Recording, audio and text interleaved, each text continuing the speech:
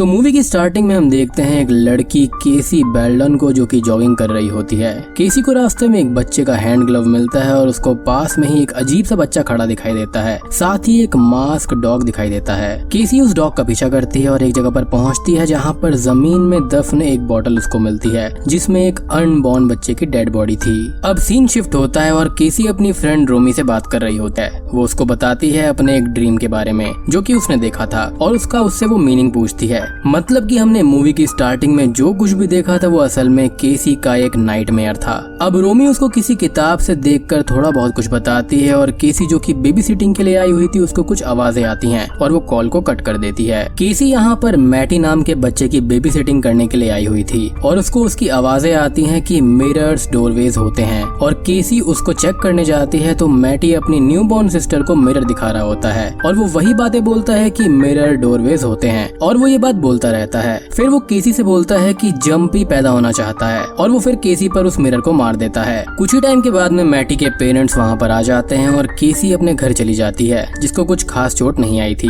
घर पर केसी अपने फादर गॉर्डन के साथ में रहती है और केसी की मदर की काफी टाइम पहले ही डेथ हो चुकी है जिन्होंने असल में सुसाइड कर लिया था, जिसके बारे में हमको आगे पता चलेगा। अब केसी अपने रूम में जाती है और वॉशरूम में होती है कि तभी उसको मिरर के पीछे से कुछ हलचल दिखाई देती है। केसी उस मिरर को चेक करती है तो वहाँ पर कुछ भी नहीं था और वो सोने चली जाती है, जिसके बाद में हम मिरर पर होती हुई हलचल को देख पाते हैं। अब अगले दिन केसी अपने लिए ब्रेकफास्ट बना रही होती है जहाँ पर अंडे के अंदर से एक बग भी बाहर आती है और केसी इससे थोड़ी सी परेशान हो जाती है। अब तभी केसी अपने कॉलेज में होती है अपने बॉयफ्रेंड मार्क और रोमी के साथ में, जहाँ पर रोमी उसको बताती है कि न्यू बॉर्न बच्चों को 1 साल से पहले मिरर दिखाने से उनकी डेथ हो जाती है, जो कि एक सुपरस्टिशन माना जाता है, जिस पर रोमी तो बिलीव करती है लेकिन मार्क और केसी इस चीज को मजाक में लेते हैं। केसी अब अपनी क्लास में होती है जहाँ पर उसको थोड़े से चक्कर आने लगते हैं और वो उसको बोर्ड पर लिखा हुआ दिखाई देता है कि जंपी पैदा होना चाहता है और अपने पास केसी को एक बग दिखाई देता है जिससे वो परेशान होकर क्लास से बाहर चली जाती है। केसी अब बात लेने जाती है और रोमी से बात करते टाइम रोमी उसको बताती है कि केसी की आंखों का कलर थोड़ा चेंज हो गया है। केसी अब डॉक्टर से कंसल्ट करने जाती है और डॉक्टर ये बताते हैं कि ये पिगमेंटेशन नॉर्मल हो सकती है और वो उसका टेस्ट करने के लिए केसी की आईज की डिजिटल पिक्चर्स ले लेते हैं।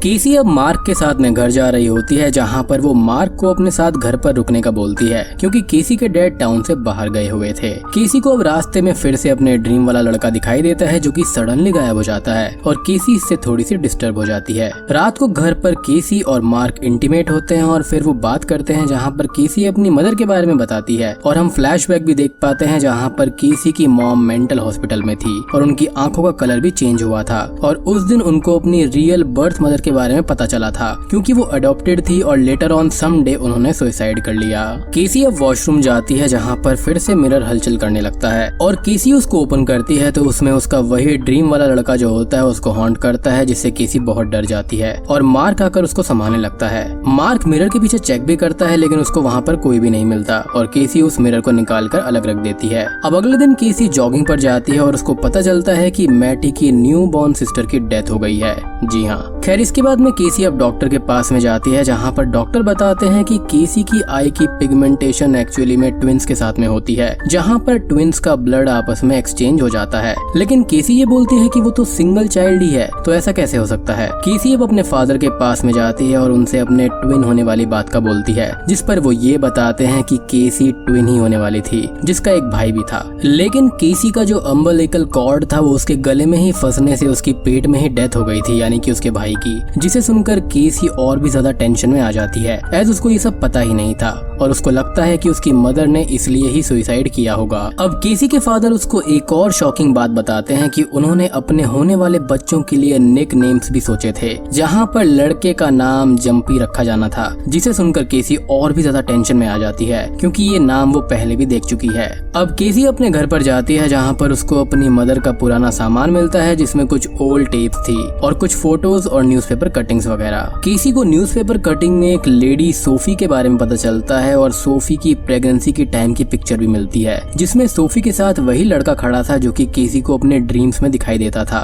केसी अब रोमी के साथ में सोफी से मिलने जाती है एक ओल्ड एज होम में जहाँ पर सोफी केसी को देखते ही बोलती है कि केसी ट्विन थी क्योंकि सोफी ऐसी चीजें फील कर पाती थी। केसी सोफी से अपनी मदर के बारे में पूछती है जिस पर सोफी बोलती है कि वो उसको नहीं जानती, यानी कि उसकी माँ को, और केसी सोफी को सोफी की पिक्चर दिखाती है जिसके साथ में वही लड़के की स्पिरिट खड़ी हुई थी, जिसे देखकर अचानक से सोफी बहुत घबरा जाती है। केसी को वहाँ से भगा भी देती है। अब इसके बाद में केसी अपने फ्रेंड्स के साथ में क्लबिंग जाती है ताकि वो थोड़ा सा एंजॉय कर सके और हल्की फील कर सके। लेकिन यहाँ पर केसी की हालत और खराब होने लगती है और उसको वही ड्रीम वाला बच्चा दिखाई देता है, जिससे कि केसी काफी डर जाती है। केसी वॉशरूम के अंदर जाती है जहाँ पर उसको वॉमिटिंग होने लगती है और उस बच्चे की स्पिरिट वहाँ भी आती है और केसी को हॉन्ट करने लगती है। यहाँ पर अब हर जगह से बहुत सारे बग्स और ब्लड आने लगता है, जिससे कि केसी बहुत ही ज्यादा डर जाती है और उसको अपनी मदर की स्पिरिट भी दिखाई देती है और केसी अब तक बहुत ही ज्यादा घबरा गई थी। तभी मार्क और रोमी आकर उसको संभालते हैं। घर जाकर केसी सो जाती है और नाइटमेयर में उसे वही लड़का दिखाई देता है जो कि उसके पेट को टॉर्न कर रहा था, यानी कि फाड़ रहा था, और वो डर जाती है, जिससे केसी की नींद टूट जाती है। उसको तभी सोफी का कॉल आता है और सोफी उसको अर्जेंटली मिलने के लिए बुलाती है। केसी सोफी के पास में जाती है और सोफी उसको बताती है कि वो उसकी ग्रैंड मदर मतलब की नानी है। और सोफी आगे ये बताती है कि उसकी फोटो में जो स्पिरिट दिखाई दे रही है वो कोई और नहीं बल्कि सोफी का भाई बार्तो है। सोफी आगे कहानी बताती है जिसका फ्लैशबैक हम देख पाते हैं, जहाँ पर नाजीज जो थे वो ट्विंस पर एक्सपेरिमेंट किया करते थे ताकि वो जेनेटिक्स के ऊपर रिसर्च कर सकें। खैर नाजीज यहाँ पर अपना ही एक अलग फॉर्मूला निकाल रहे थे। सोफी और बार्तो को भी नाजीज ने पकड़ लिया था और बार्तो पर एक्सपेरिमेंट्स होने लगे। बहुत सारे बच्चों पर एक्सपेरिमेंट्स होते थे जो कि बहुत ही पेनफुल थे, जिससे उन बच्चों की मौत हो जाया करती थी। और बार्तो भी एक ऐसे ही एक्सपेरिमेंट में मारा गया था, लेकिन 2 ही दिन बाद वो जाग जाता है।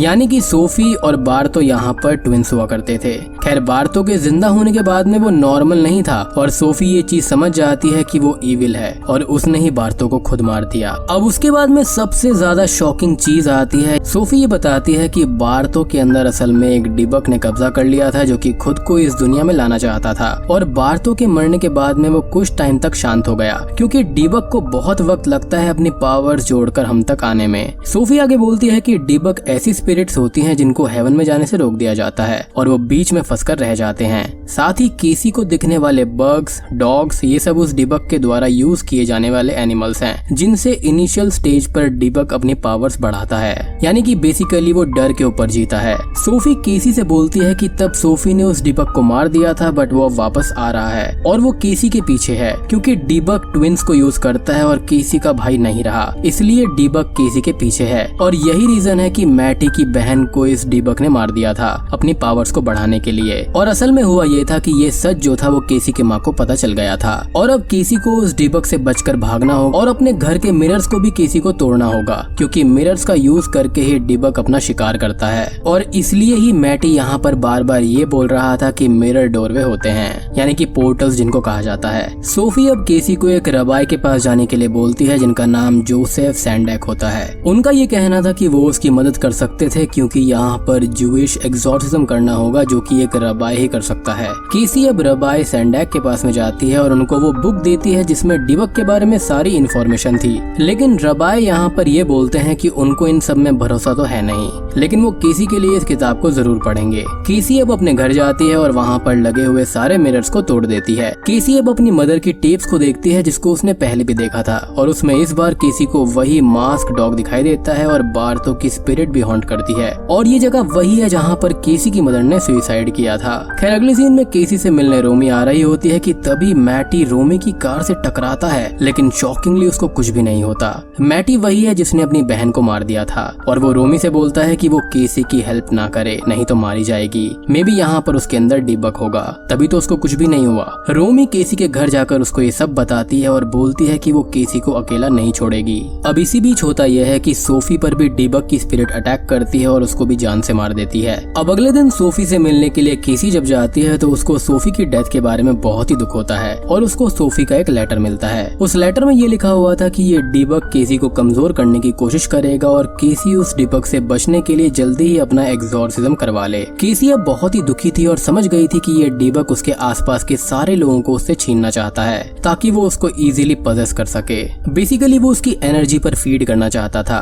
खैर थोड़ी देर के बाद में रोमी और केसी वीडियो चैट कर रही होती हैं और अचानक से उसे रोमी के रूम के मिरर में उसे बार्तो का रिफ्लेक्शन दिखता है, यानी कि वो डिबक अब रोमी को मारने आया था। केसी अपने बॉयफ्रेंड को कॉल करती है और रोमी के घर जाने को बोलती है और इधर अपने घर पर रोमी नीचे जाती है डोरबेल आंसर करने के लिए और वहाँ पर मैटी एक नाइफ लेकर खड़ा हुआ था और वो उसको नाइफ से मार देता है। अब नाइफ से मारने के बाद वो उसका पीछा करता है, लेकिन तभी वहाँ पर केसी और उसका बॉयफ्रेंड आ जाते हैं, लेकिन अब तक रोमी की डेथ हो गई थी। अब तभी डीबक मैटी के शरीर से निकलकर रोमी के डेड शरीर में एंटर कर जाता है और ये देखकर मार्क और केसी वहाँ से भागते हैं मैटी को लेकर। केसी अब रबाई सैंडैक से मिलने जाती है और वहाँ पर रबाई केसी और मार्क को प्रीस्ट आर्थर से मिलवाते हैं, जो कि केसी के एग्जॉर्सिज्म में रबाई का साथ देंगे। अब अगले सीन में हमको रबाई, आर्थर और बाकी के कुछ लोग दिखाए जाते हैं जो कि इस एग्जॉर्सिज्म को परफॉर्म करने वाले थे, क्योंकि यहाँ पर टोटल 10 लोग यूज होते हैं और ये सब लोग उसी जगह पर आते हैं जहाँ पर केसी की मदर ने सुसाइड किया था, क्योंकि वहीं से ये सब शुरू हुआ है। खैर रबाई सैंडैक सबको एग्जॉर्सिज्म के रूल्स और बाकी चीजें समझाते हैं और केसी का एग्जॉर्सिज्म शुरू होता है। सब लोग अब एग्जॉर्सिज्म के राइट्स पढ़ने लगते हैं और केसी अपने नाइटमेयर्स में जाने लगती है और कुछ ही देर के बाद में बार्थो की स्पिरिट वहाँ पर आ जाती है और बहुत ही ज्यादा हलचल होने लगती है। बार्थो सबको दूर फेंकने लगता है और कुछ लोगों की जान भी चली जाती है। मार्क अब केसी को लेकर वहाँ से भाग जाता है और बार्थो यहाँ पर प्रीस्ट आर्थर को पजेस करके उससे केसी का पीछा करवाता है और उसको पकड़कर जान से मारने लगता है, लेकिन मार्क आर्थर को बेहोश करके केसी को बचा लेता है।